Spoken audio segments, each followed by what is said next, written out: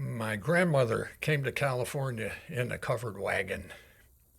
That's how I opened my talk at Apple headquarters in Cupertino to a packed house in the main auditorium, October 14th, 2016. My grandma was 9 at the time, and she remembered the journey really well, but not at all fondly. There was no romance, she said, only hardship. We came from Dakota Territory, she said, and it took almost a year. We could only make about 5 miles a day, and I mostly walked because the wagon jarred you so hard. But we didn't know when we'd arrived because we didn't know where it was we were going or what would be there when we arrived. Just the hope of work and a better life. Now, think about that. Excuse me. Since they didn't know where they were going, how could they know when they'd arrived? Because they didn't. In fact, they arrived in Berkeley, the subset of Berkeley called Albany, when they ran out of land and they came to the edge of the bay. So these people pulled up their roots. They left everything behind and set off toward an unknowable future. They risked everything, and people died along the way just to pursue a vision of a better life in a mythical place called California in the year 1899. That is the true pioneering spirit, and it separated the strong from the weak and the bold from the meek. And thanks to my dear old Lena Hazel Du Bois Foster, my life benefited greatly from their achievement, and I'm lucky to have inherited their good health and a bit of their bold spirit. Contrast that with today. I drove down to Apple headquarters following step-by-step instructions on my iPhone. I knew exact destination, every turn to make, precisely when I would arrive. That's wonderful. That's very comforting.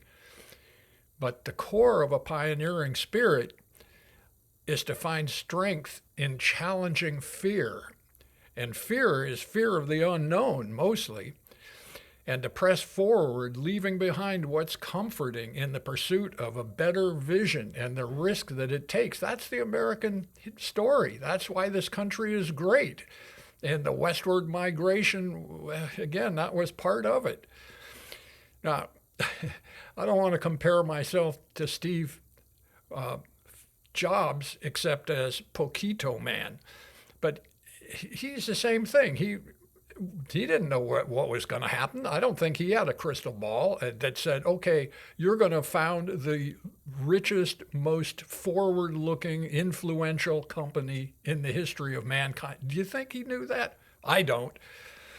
So similar, but on a much smaller basis, my life has been spent wandering in search of better things, in search of, I don't know, greatness. I didn't know because, again, I didn't know where it was leading. So how could I know where it would arrive? And I'll tell you this, I never expected that it would arrive with the success that Mesa Boogie has provided worldwide, the friendship, the people that I've gotten to know. Yeah, I followed the beaten path up through school and on to college. And I know I was born at a golden time in history, 1946, first of the baby boomers. And that paid off dividends all my life with being early there, wherever it was, getting out to Lagunitas when they were giving away property because it was so out there. Nobody wanted to live there. Like they told me, the only people who live out here are drunks. And and there was some truth to that. Actually, they said drunks and gays, and there was some truth to that because the gays weren't really integrated fully into society at that time. And any rate, Orinda, what a great place, right over the Berkeley Hills. And as I mentioned, that's where I was fortunate enough to meet some of these older gentlemen like Stan Stilson, who busted my chops and told me, look, Sonny, every time you leave behind anything you made, that's an artifact of your values at that time. And if you look back, you want to know, are you clueless, hopeless, or did you just not care? Or did you really put out your best? At any rate, this house was great out in Orinda. It had a creek with a waterfall in the backyard. I mean, it was heaven for a little kid. So after high school, my folks packed me off to the University of California at Santa Barbara because they wanted to get me away from UC Berkeley that scene where I've been spending most of my afternoons after high school, scouting out the used bookstores and the beatnik coffee houses, reading Jack Kerouac, of course, and trying to fathom the existential dilemma, whatever that is. So I never fit in really at Santa Barbara, and most Fridays I'd hitch into town and hop a freight train north. I'd always had a love affair with railroads, and the fear and excitement of jumping on a slow moving freight train never gets old. I mean, they're just so huge. Um, Often I'd run into hobos. They were mostly friendly and kind, and usually they had some tragic past that put them on the road. Man, I would huddle inside these rattling boxcars, listening to their stories, trying to stay warm. If all went well, I'd end up in Oakland Yards and bop down to my old haunt, the Cafe Mediterranean on Telegraph Avenue, the original beatnik coffee house, with my worn backpack and had a real sense of validation because I'd made it. You know, it ain't that easy to hop a freight train and not know where you're going. So I felt like, man, I was a nomad. I was a seeker. I wasn't just some kid on a lark. One thing is when you nail a freight train, you never can tell where it's going or how long it will take. So this is sort of like the Covered Wagon story. You don't know where you're going. You don't know where it's going. You're committed to the journey. You have no control over it. Sometimes I'd get up to San Jose, which is about 40 miles north or south, rather, of the Oakland, San Francisco Bay Area, Berkeley. And that would be if I was lucky. Sometimes I'd get all the way up to the Oakland yards and I could jump off there. But the trains often split up in San Jose and they went east. They went all over the place, so you never knew. One time, I remember I hopped on a freight train really late at night and went to sleep. And I woke up. I thought, we can't be there yet. But the train had stopped, and it turned out I was in Vandenberg Air Force Base, the highly restricted missile launching place. And I got out I was in a string of boxcars that were sitting on a sidetrack in the middle of nowhere. There's no locomotives. There's nothing. Those boxcars could be sitting there for weeks for all I knew. So I grabbed up my little pack and walked out. And when I went out through that guard gate, the guard guy did a triple take, like, who the fuck? Wait, but I was leaving, so I guess or what. At any rate, I would ride up to Berkeley to be with my pals and see my girlfriend. Well, back sitting at my grandmother's table one time, I told her, I said, think of this. Within the span of your lifetime, you've traveled to California in a covered wagon, and you've flown to New York City in a 747 jetliner. That's really incredible. What do you think about that? Well, she looked away and her mind drifted for a couple of minutes, and she turned and looked at me and said, I'll never forget it. She said, well, you know, the airplane was better. The understatement of the decade. Yeah, she didn't think, the titanium alloy needed to do the turbine fan blades in the hot compartment of the jet. No. Hey, the plane was better. No arguing about that.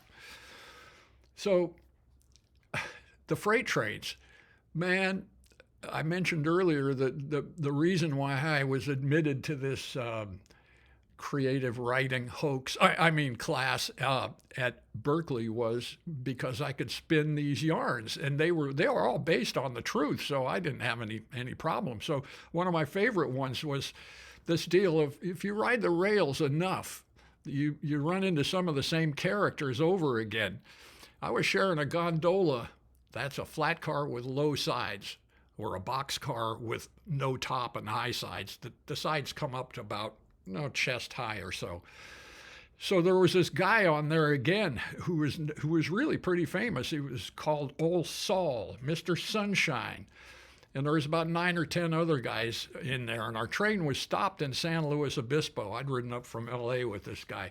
Now, Mr. Sunshine, you got a picture of this guy. He earned his name every day because he was just this happy, friendly giant of a black man dressed in overalls, always smiling, always laughing, not a care in the world.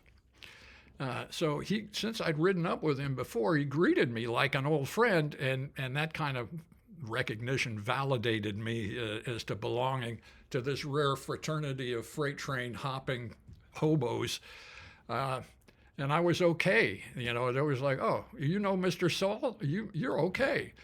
So Saul had a crate of fresh apples in the gondola that he'd brought with him from a picking job, and he told me, help yourself. So I was chomping into a hard little apple when I saw this skinny old bum off to the side of the rail yard, kind of walking unsteadily, taking a nip from a small flask of booze. This guy was just a harmless old drunk trying to find a quiet place to drink and sleep.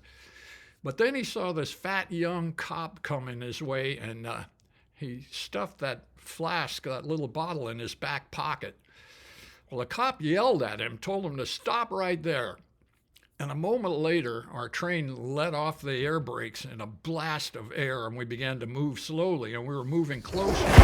And as the cop walked up, this fat, small-time cop, he takes out his billy club, and he raises it towards this guy. We're thinking we're going to smash him over the head.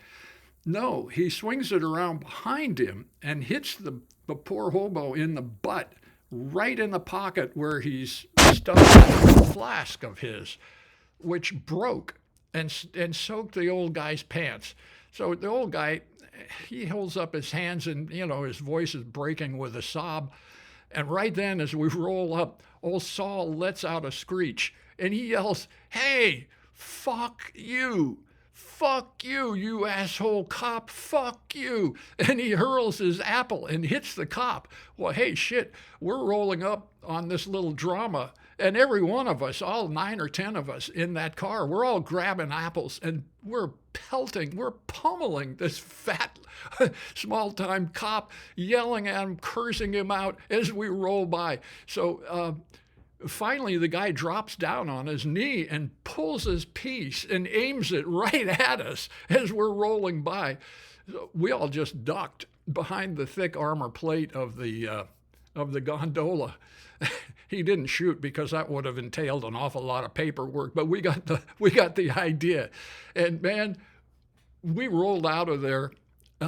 We were brothers. We were laughing. We were heading north, and we were untouchable, baby. Okay, again, this is a lot of fun for you cats. I don't know how long I've gone on here. I lose track of time. You got time for one more? Okay. Since I mentioned, and I did say something, I was going to get into racing. So this combines the freight trains, UC Santa Barbara, and racing. This guy, Brad Krause, great driver, had cars similar to mine. So we ran a lot of races together. We were always at the front of the pack. We were dueling it out. And he was a great driver and a great guy. And he says to me one day, he said, hey, weren't you at UC Santa Barbara? And I said, yeah, only for 1 year, though. And he said, before I transferred to Berkeley. And he said, hey, did you ever use a copy machine? And I said, oh, man. I tried to. I went to the library, and they had this thing the size of a small car, and it didn't work. I put in my money, and the thing didn't work. Nothing came out. And the lady said, yeah, this thing never works. It's a piece. And this guy, Brad Krause, says, yeah. So my roommate and I, we were just a couple of dope-smoking surfers who pretended to go to class off and on. So we went and bought a copy machine and charged the kids to use it. And he said, in no time at all, it was so busy, we went out and bought a second copy machine, and we were charging the kids, the students, to use that. And then he says to me, he says, you must have seen my roommate walking around, because he had this mop of unruly, dreadlocky hair, bright red, and we called him Kinko. That's how Kinkos started. The great, you know, Kinkos, right?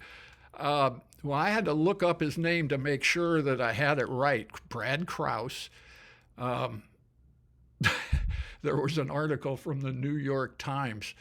FedEx buys Kinkos for $2.4 billion. Nice going, Brad. You and your buddy Kinko, man. Again, this is the pioneering thing. These guys saw a need and filled it. So where was everybody else? That's what I want to know. Where was Xerox? They were making the damn copiers along with everybody. Why didn't it occur to them? I have no idea. But if you tune in next time, I'll probably have more wacky stories for you. And again, I love hearing back from everybody because it's most gratifying. So thank you all, and I look forward to talking to you sometime later.